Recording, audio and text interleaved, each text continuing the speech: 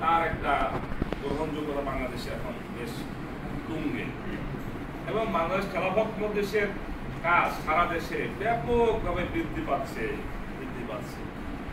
তো 5 আগস্টের পরে আমরা ঢাকার শহরে কোনো বড় প্রোগ্রাম আমরা হাতে নেই নাই।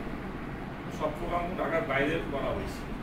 গাজীপুরতে সমাবেশ হয়েছে, যেমন এই মাসে আপনার রাঙ্গামাটি হবে, এরপরে সিরাজগঞ্জে হবে, এরপর আরো কিছু প্রোগ্রাম দেওয়া হবে।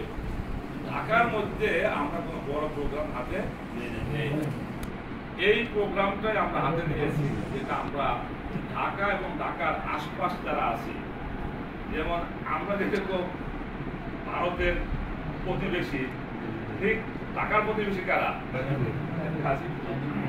নারায়ণগঞ্জ, সাভার, মুন্সিগঞ্জ, এদের হক বেশি।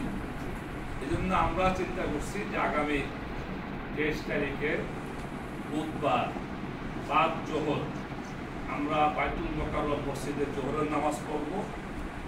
জমায়েত উত্তর গেটে হবে।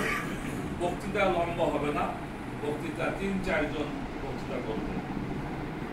মানে যেহেতু দুপুরে খাওয়া দাওয়ার টাইম, এই জন্য আমাদের বক্তৃতা হবে সংক্ষেপ, 3-4 জন